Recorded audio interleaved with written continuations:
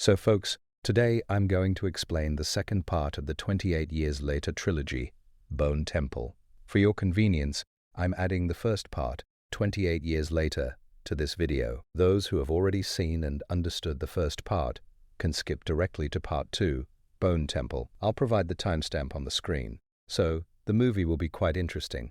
The movie begins in 2002 when the rage virus outbreak occurred. This virus is different from normal viruses. Since it's called the rage virus, it creates extreme anger in people, making them violent. The most remarkable thing about it is that humans can think and understand. This means they aren't mindless zombies, but they become truly violent, like animals. Then, we're shown some children watching a Teletubbies show on television. They were kept inside this room to protect them from the infected zombies and to keep them from hearing what was happening outside. But suddenly, the children heard a lot of people screaming outside, which frightened them all. One of these children, named Jimmy Crystals, goes to the door and calls for his mother. But then, zombies infected with the virus enter the room and are about to attack the children. Jimmy hides behind the door, thus escaping the attack. As he emerges, his mother tells him to run to his father in the church, as she too has been infected by the zombie virus and is unlikely to survive. Jimmy runs inside the church where his father is sitting. He asks him what is going on. His father, the priest, explains that all this was bound to happen someday and that God is doing it for our good. Instead of saving him, his father begins to preach, which is quite weird, as if God is punishing them for their sins. Basically, they're cleansing. He thinks no one will survive, so surrender. He gives Jimmy his crucifix and tells him to keep himself safe. Hearing all these strange behaviors from his father, Jimmy feels uneasy. He hides inside the church when all the zombies break through the church window and infect father with the zombie virus, essentially killing him, which demonstrates how humanity has surrendered to this virus. Jimmy escapes as soon as he gets the chance. From here, the story jumps 28 years forward.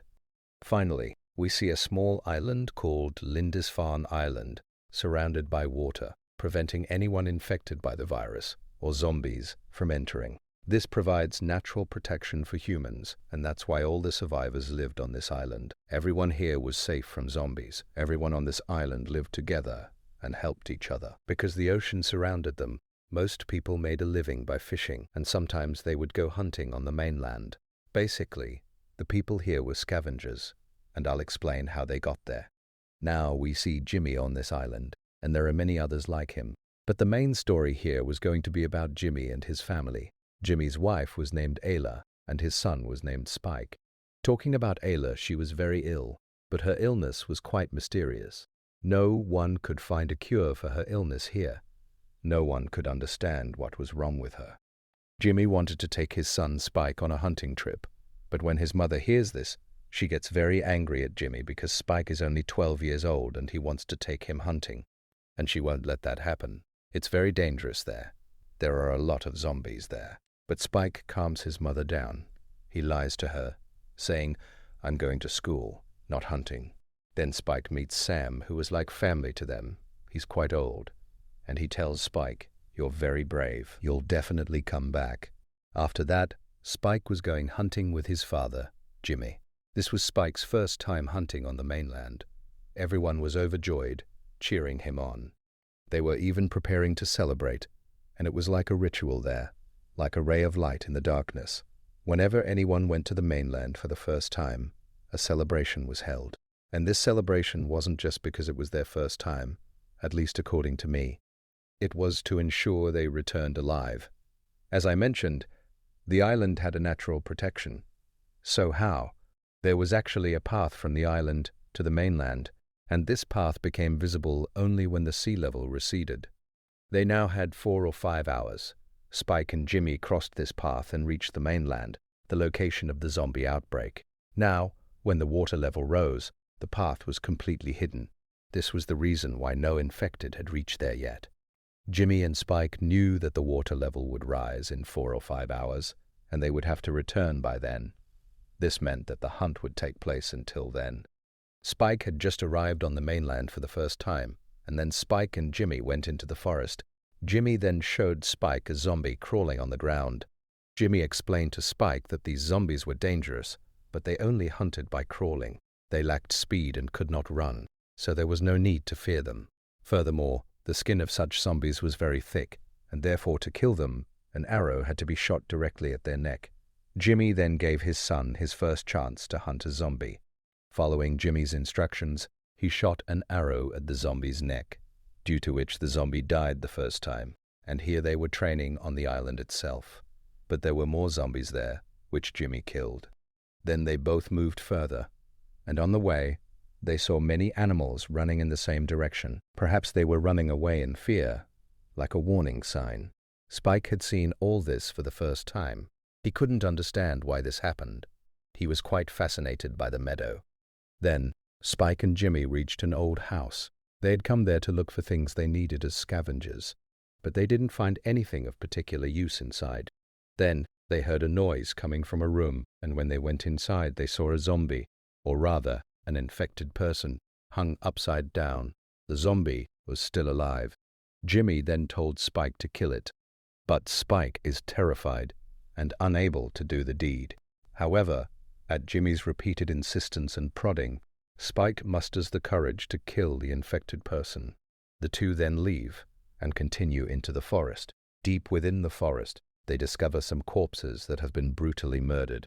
Looking around, Jimmy realizes this isn't the work of ordinary infected individuals, but rather of those infected with the rage virus. When someone is infected with the rage virus, they become extremely dangerous. Such zombies are not only powerful, but also capable of thinking and even taking care of their families. Therefore, Jimmy tells Spike that they must leave immediately. They reach an open field and have to cross it. Just then, they see some dangerous alpha zombies approaching them. They can walk, run, and even chase humans. That means they could run faster than them. Just then, Jimmy says they have to escape and go back, so they immediately turn back. But the alpha zombies are after them. Many infected people come there, and Jimmy kills some of them while running. But Spike is unable to do anything here. He has no experience in this matter, nor does he have the strength. Then, they both see a house and immediately run towards it. But some infected people follow them there, and Jimmy kills many of the infected people there too. Then, somehow, they both hide inside the house and save their lives. Jimmy says that they will have to stay here tonight, because if they go out, the alpha zombies will kill them. He is not that strong, nor does he have enough weapons.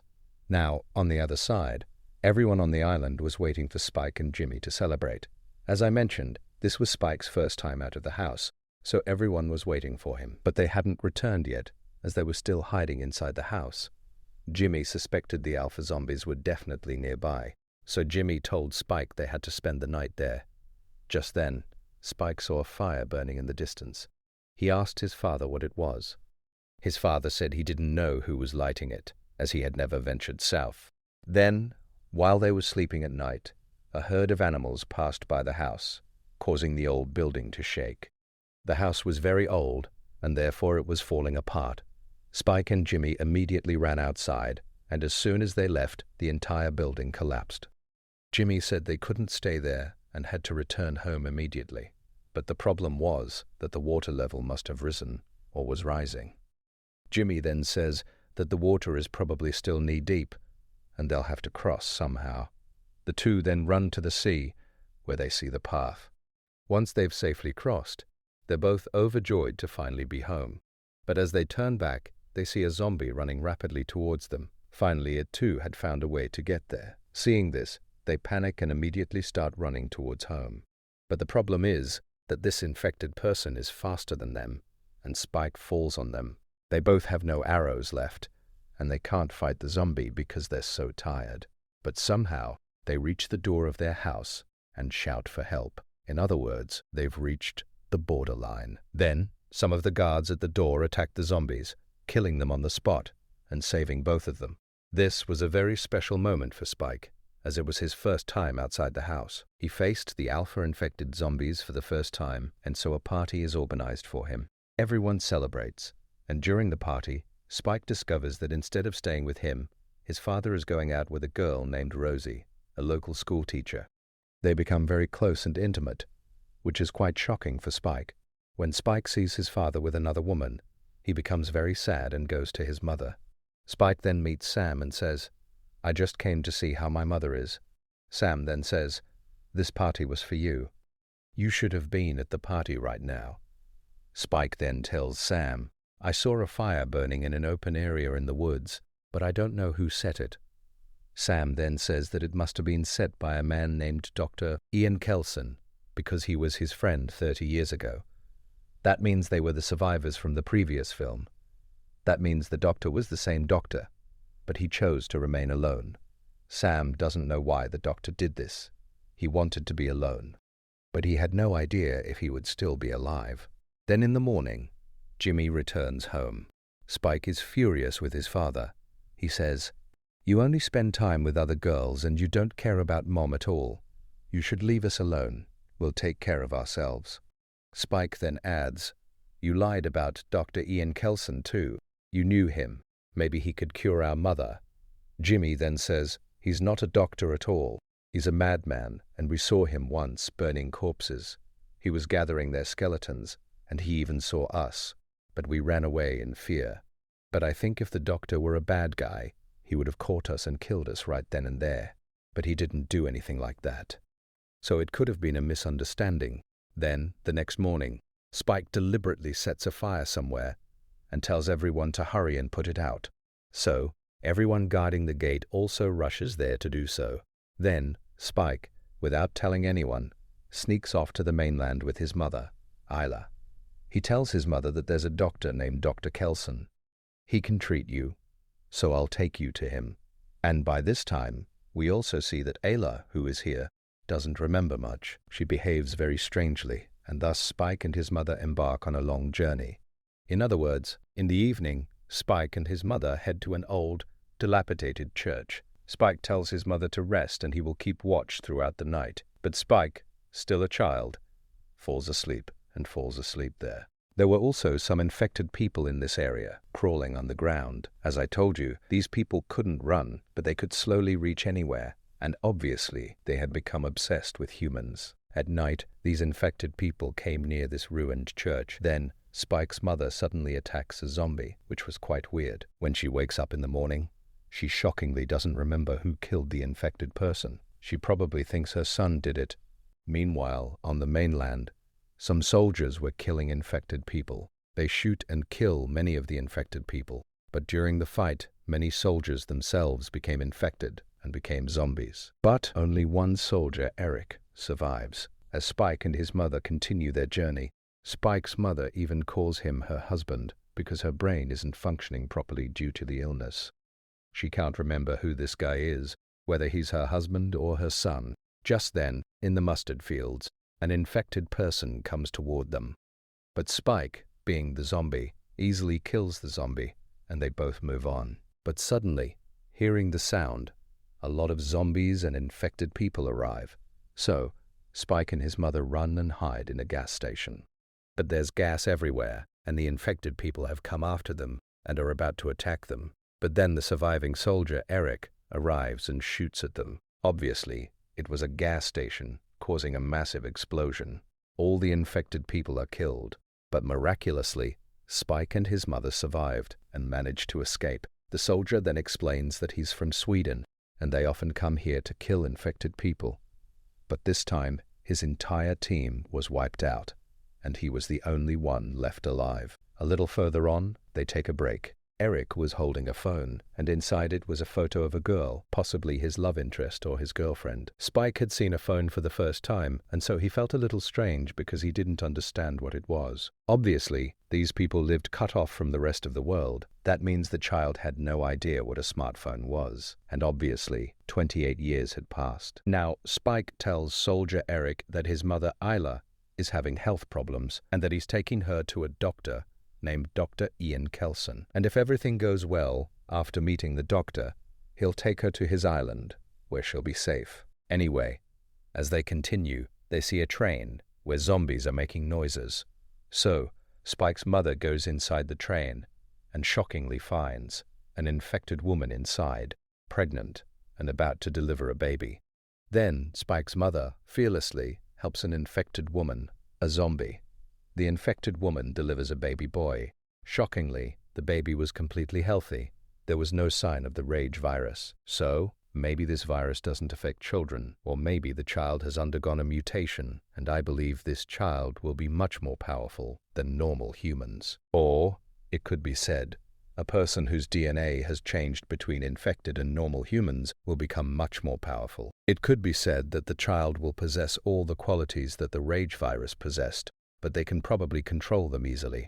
Just when the infected are about to attack them, Soldier Eric shoots the woman. Eric then says, "Leave this child here. This could be dangerous." They don't know how the child will behave, but Spike's mother, Isla, refuses to give up the baby. Then, the pregnant woman's husband, or rather their alpha zombie, arrives, grabbing Soldier and breaking his neck. He literally grabs him by the neck and rips it out, including its spine. Seeing this, Spike and his mother immediately run away. The alpha zombie is after Spike and his mother. Spike tries to shoot numerous arrows at the zombie, but nothing happens to it. Now, look, it's not that it wasn't in pain, but this rage virus is so dangerous that humans don't feel pain, and they can move forward with their willpower and violent nature. Just when the alpha zombie is about to kill them both, a man arrives. He stabs the zombie with an anesthetic. He gives it an injection. It's then that we learn that this man is none other than Dr. Ian Kelson, who lives in the area. Now, an interesting detail here is that Dr. Kelson used to call this alpha zombie, and he says that he is also the leader of these alpha zombies. So, he named him Samson because his friend's name was Sam, and this is the same Sam we saw talking to Spike in the beginning, meaning he has not been able to see his friend to this day. The doctor then tells them that they should leave until Samson, or the alpha zombie, regains consciousness. He then takes Spike and his mother to his apartment, where he used to live alone.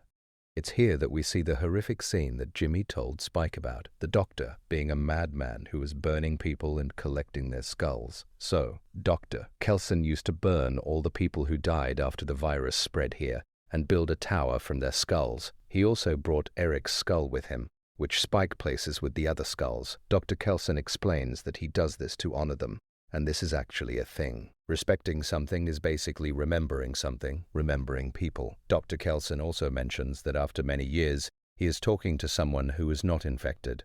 Otherwise, he was quite bored living alone here. Then Spike gets straight to the point and tells Dr. Kelson that he needs to get his mother treated. But Dr. Kelson says that he doesn't have any proper equipment, no tools, so how can he check, and how will he tell his mother what's wrong? Spike then says that a zombie gave birth to a baby on the way, and that his mother brought this baby, and that the baby was perfectly healthy. Dr. Kelson says that this baby will need milk, and that it won't survive long on water or anything else. Basically, he means that he needs to take him to that island. Dr. Kelson then begins examining Spike's mother, feeling very sorry for her. After a long examination, he reveals that his mother has a terminal illness, that is, last-stage cancer, and according to Spike, she only had a few days left, and that's why she was experiencing memory loss. He says that he can't treat it. Spike's mother then tells him that she had already known something like this would happen to her, that she might have cancer, but she always wanted someone to tell him this after she was gone, and she was never able to say it herself, so she held no grudges against her father. And then, perhaps, Spike understands why his father was with another woman, because Jimmy might have known about it. Still, it wasn't justified that Jimmy was doing all this with someone else, while his wife was alive. However, when Spike learns this, he is deeply saddened, realizing that his mother is only a temporary guest. Dr. Ian Kelson then explains to Spike that he has seen a lot over the years. He explains that everything that comes into this world will one day end. Some go early, some go late, but everyone must go. And he shouldn't feel so sad for his mother, as she was in her final days anyway, and this is a natural part of life. Spike's mother embraces him, saying, "Don't worry, son, I'll always be with you." Dr. Ian Kelson then takes Spike's mother to a separate location and kills her by shooting her unconscious with his arrow. Basically, he gave him an easy death here, because he knew Spike's mother was in a lot of pain, so he wouldn't have to endure any more pain. A short while later, he returned with his mother's skull, telling Spike to place it where he thought it would be appropriate. So, Spike placed his mother's skull on top of all the other skulls. Obviously, his mother meant the world to him. She was above all else. That's why he did so. He held her in high regard. Just then, the same alpha zombie that had been previously rendered unconscious regains consciousness. Spike and Dr. Ian Kelson hide to escape the infected person. The infected person captures Dr. Ian Kelson, but Spike manages to render the zombie unconscious again, and thanks to Spike, the doctor's life was saved. Dr. Kelson again tells Spike to return to his island with the child, saying, "Otherwise the child will not survive." Spike then sets out on his journey, but he doesn't want to go home. He wants to stay in the jungle, and he hangs the child on the island's main gate so people can see him. The people living on the island see the child and believe that Spike must have left the child behind, as he was the one who left. When Spike's father, Jimmy, learns of this, he immediately runs towards the mainland.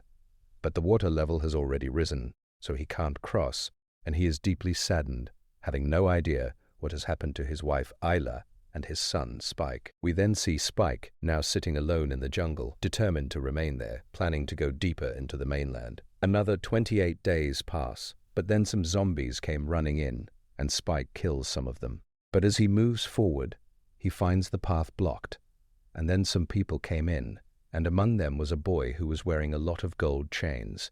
In fact, there was also an inverted cross, which was none other than the boy from the beginning, Jimmy Crystals.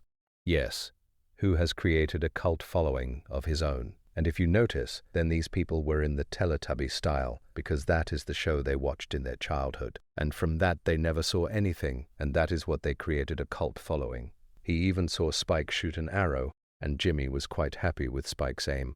Then he tells Spike to join his group.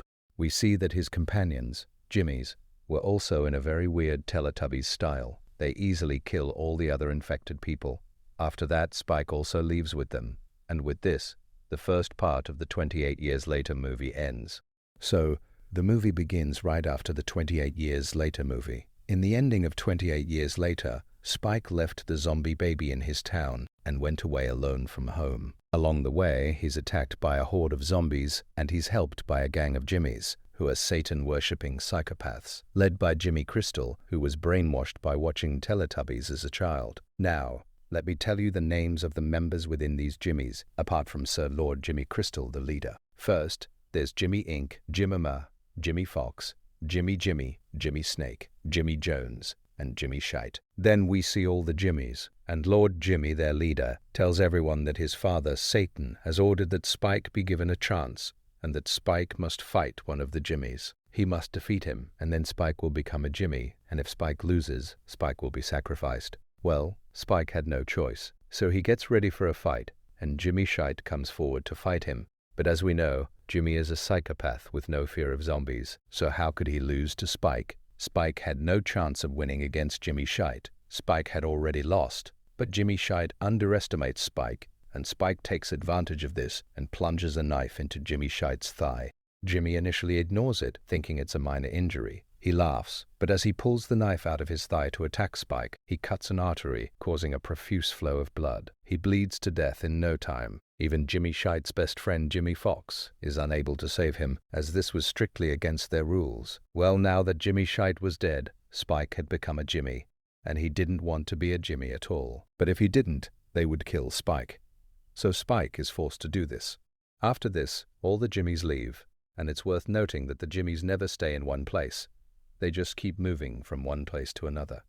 After this, we see a hunter who came there to hunt, but a lot of zombies attacked him. Then we see Samson the Alpha, and for the first time, we see a human from a zombie's perspective. We learn here that zombies actually see humans as zombies, and that's why they attack humans, because they see humans as a threat, which is caused by the virus. And now we see a very horrific scene. Samson, who is there, rips the hunter's head off his body. Along with the head, he also rips out his spine, which shows us how powerful and dangerous Samson is. Another character from the previous movie, Dr. Ian Kelson, is shown carrying dead zombies back to his camp.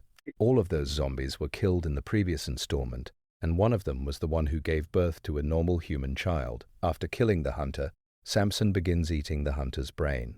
He hears Ian singing and runs to Ian. Samson was standing a short distance away and started moving towards him. But as Ian pulled out his dart pipe to stun Samson, Samson stopped. As soon as he lowered the pipe, Samson started moving towards him again.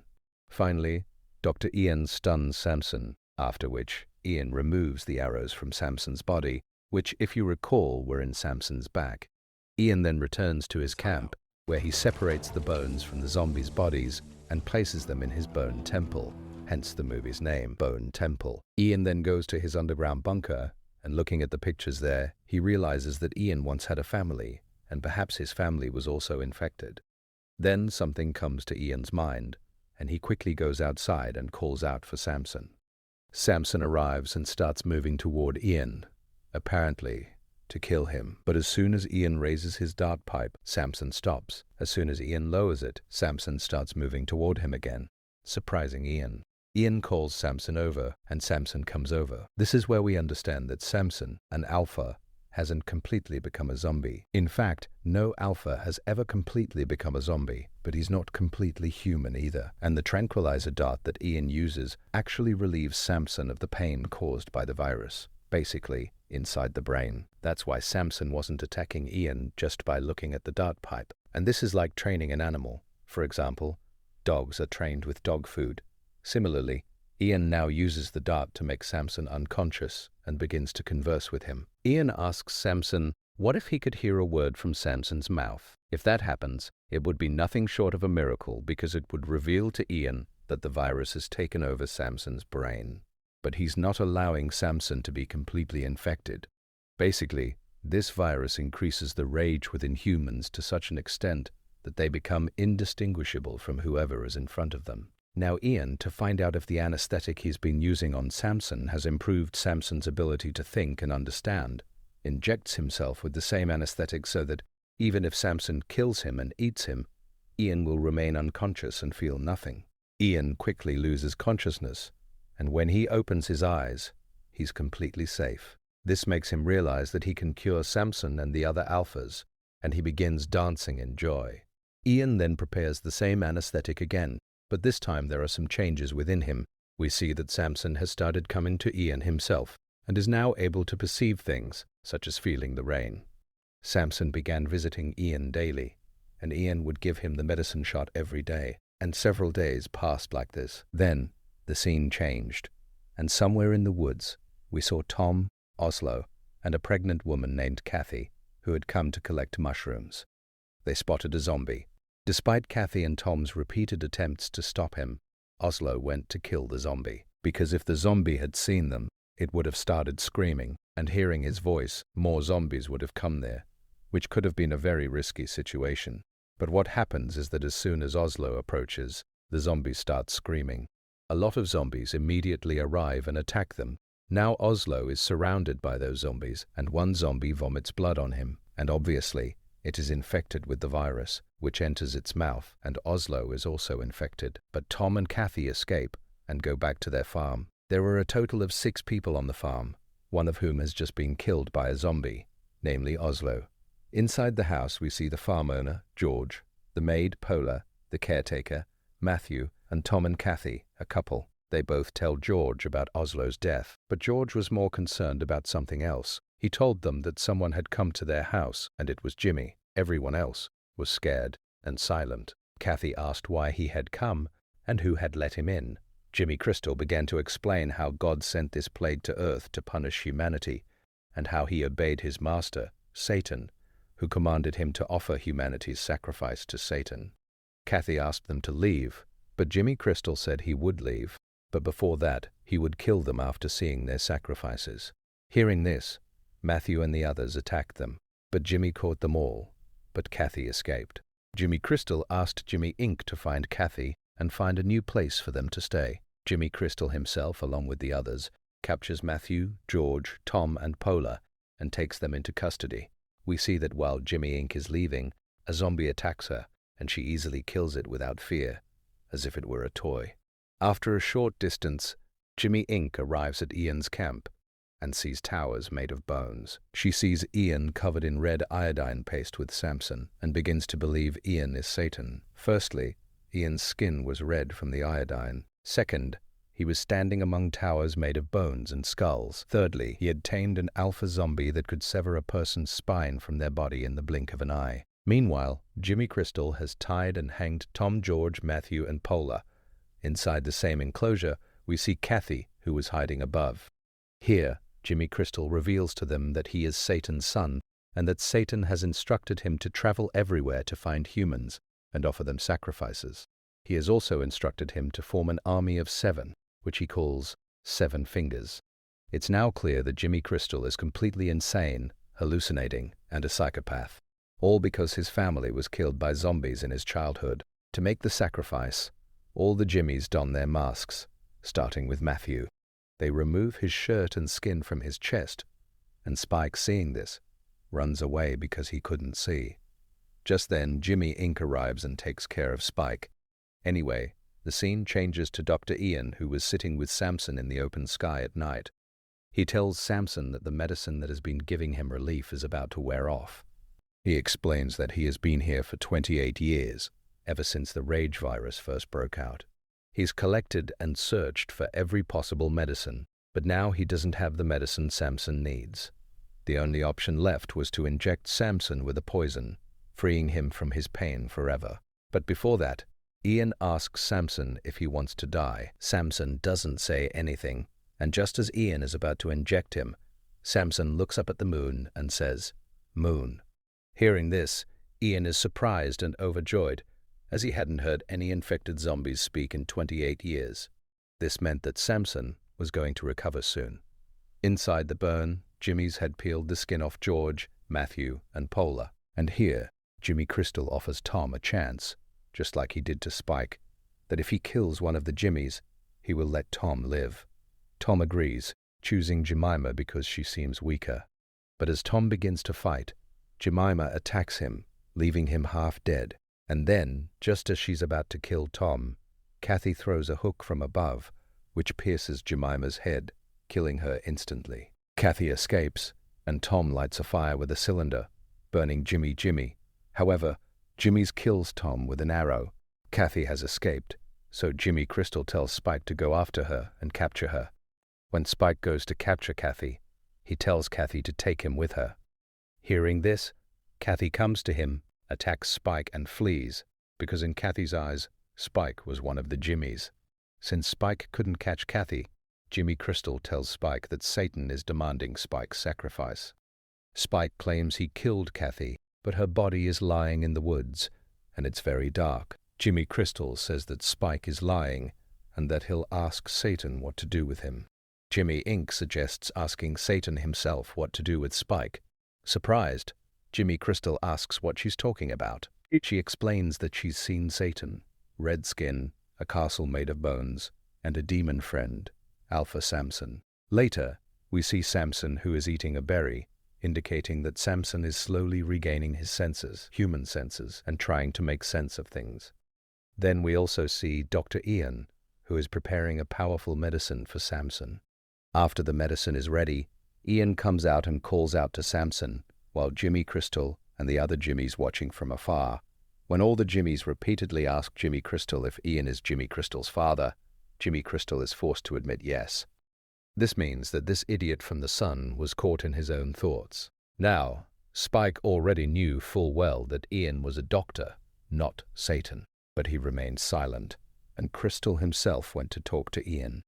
Meanwhile, in the forest, we see Samson, whose memories are slowly returning, and he is experiencing visions of his past. Then we see Crystal, who is deeply shocked by the sight of the castle made of bones. It was a tower made of thousands of bone pillars and numerous skulls, a sight that would send shivers down anyone's spine, and anyone would mistake Ian for Satan. Jimmy Crystal also thinks Ian is Satan, and he calls Ian Dad. Jimmy asks Ian if he's Satan. Upon hearing this, Ian understands everything and tells Jimmy Crystal that he's not Satan, that his skin is red because he's applied iodine paste to prevent infection, that the bones and skulls are from dead and infected people, and that it's not a castle, but a temple. Now, we see Spike, and he asks Jimmy Inc., what if Ian isn't Satan and is just an old man they should leave alone? Jimmy Inc. says he's definitely Satan. Then, She sits down next to Spike and says that it's not about whether Ian is Satan or not, but whether Jimmy Crystal is Satan's son or not. Now we see Ian and Jimmy Crystal, and Ian asks Jimmy where his family is. Jimmy explains that when he was young, his family was wiped out by zombies. He survived because he hid in a church. Ian then asks Jimmy if he remembers his old life. He replies, "No, I only remember a few fragments, like computers, cars, and cell phones. That's all." Ian understands that Jimmy Crystal is actually a schizophrenic, believing that Satan, who makes promises to him, is his father. Jimmy Crystal's father, in fact, was a priest who believed that this wasn't a virus, but rather God's punishment for humans for their sins, and those zombies killed his father right in front of Jimmy Crystal's eyes. The trauma of all this has transformed over time into schizophrenia for Jimmy Crystal. Jimmy Crystal tells Ian to do as he says, or he will kill him horribly, and Ian agrees. Jimmy Crystal then goes back and tells the other Jimmys that his father, Satan, Ian, will meet them tomorrow night, but no one will speak to him or ask any questions until then, because he will only speak to his son, Jimmy Crystal. Hearing this, Jimmy Inc. suspects that Jimmy Crystal is not Satan's son. Then we see Samson with Ian, who is unconscious. Ian tells him that he has lived alone for so many years, so he has never feared death. But now that his work is complete and he has found a cure for the infection, he is worried that if something happens to him, who will take care of Samson, and people might mistake him and kill him. He tells him that some people are coming tomorrow night and he needs to make some preparations for them. So Ian finally gives Samson the medicine, which he had increased the dosage of and made some changes to. Ian explains to Samson that infected people attack those who aren't infected at all, and perhaps they attack because they perceive non-infected people as a threat. The scene then shifts to the next morning, and Spike sees everyone asleep. He tries to escape, but Jimmy Fox wakes up and grabs Spike. He's about to plunge his knife into Spike's mouth. That is, he was about to avenge the death of his best friend, Jimmy Shite. But then Jimmy Inc. arrives and kills Jimmy Fox, saving Spike. They were basically in sync. Spike tells Jimmy Inc. that he wants to get away. Jimmy Inc. says they can't go anywhere, and if Spike wants to survive, he must stay with her. She also tells Spike that Jimmy Crystal was lying about being Satan's son because he hadn't seen the place made of bones before today, and if he really were Satan's son, he would know about these things. After this, Jimmy Inc. goes and lies to Jimmy Crystal, saying that Jimmy was trying to escape because he was afraid of meeting Jimmy Crystal's father, and so he had to kill him. But Jimmy Crystal says that nothing like that happened, and that his father will tell them what happened tonight. Well, we see Ian calling out to Samson, and then we see Samson, who is slowly regaining all his memories. We see him washing his hands and covering his body with a cloth. After this, he gets on the same train and we see a flashback from his childhood, which reveals that Samson was traveling on the same train with his family when the rage virus broke out, which I believe is a reference to the Train to Busan episode. That's when he got infected, and as he regains consciousness, we see zombies standing in front of him. Samson tells one of them that he doesn't have a ticket, making it clear that Samson is now immune to the virus. But the zombies also learned of this and begin attacking Samson. Now, one by one, a large number of zombies appeared, and they all began attacking Samson. Samson, though free of the virus, still possessed a powerful body and brute strength, and thanks to this brute strength, Samson managed to fend off all the zombies single-handedly. But even more zombies arrived. Afterward, we see Ian preparing for the night, preparing some kind of powder. He then decorates the area with candles and creates a circle with gasoline. He then comes out with his music box and a heavy metal cassette, all perfectly executed. It seemed as if he was doing this to eliminate Jimmys. What happens is that at night, Jimmy Crystal and the other Jimmys arrive at the Bone Temple, and the atmosphere Ian has created convinces them that Ian is Satan. Now they all put on their masks, and as they enter, they see an upside-down cross in front of them. Then Ian plays music and gives a performance that shocks everyone. He blows the powder he made into everyone's faces. This causes everyone to hallucinate. Finally, Ian's fire-playing performance was absolutely outstanding. And I told you, he was up to a lot here. He was basically planning to finish them all off. Somehow, Ian had realized that they were all misguided. It was the crystal that had led them astray. After all this, Ian appears before everyone and asks them to bow before him. He then introduces himself as Satan. Then Jimmy Crystal asks Satan if Ian, Satan, wants to find and destroy all the non-infected people, and Ian is forced to agree. Now, the crystal asks if he wants all the Jimmys to give their lives at his command, and also to expand his army. Ian is forced to agree again. The crystal is about to leave with the others. But Ian recognizes Spike through his mask by looking at his eyes and calls him over. He removes his mask.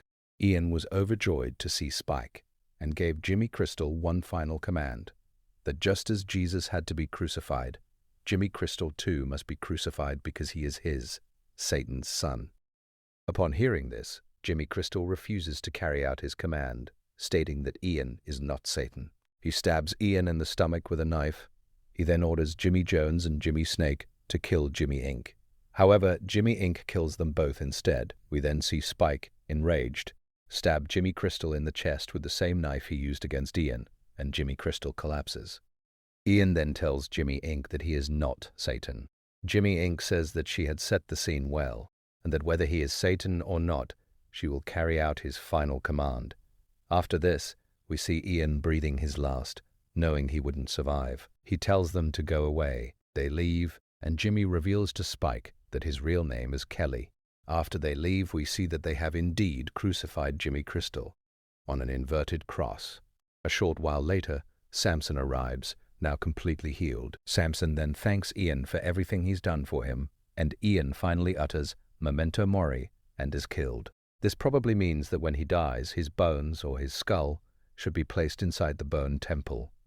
Samson picks up Ian's dead body and leaves, while Jimmy Crystal continues calling out for his father, Satan. We see Samson return a short while later and kill Jimmy Crystal for killing Ian. From here, the story shifts, and we see Jim and his daughter Sam. Yes, Jim is the protagonist of the movie 28 Days Later, one of the survivors who survived 28 years ago. At the end of 28 Days Later, Jim and Selena survived, and Sam is Jim and Selena's daughter. They hear a voice outside, grab their guns and go outside to find a group of zombies, or people infected with the race virus, chasing two people. These two people were none other than Jimmy Inc., or Kelly, and Spike. And then, at Sam's request, Jim sets out to help them, and with that, the 28 Years Later Bone Temple film ends. So, this was the story of this film, and the Bone Temple film concludes by announcing that we'll get a chance to see the protagonist from the original film in the next installment. As you know, 28 Years Later is a trilogy. This means there will be 3 parts.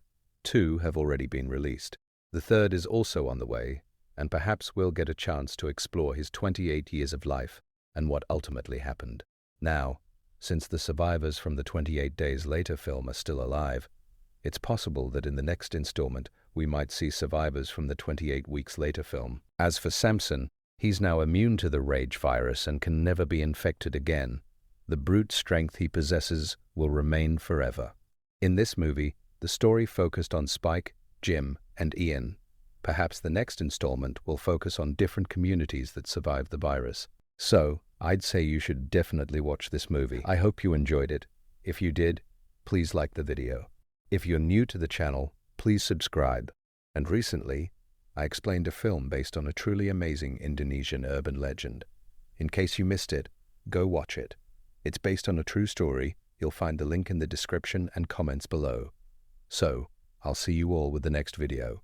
Until then.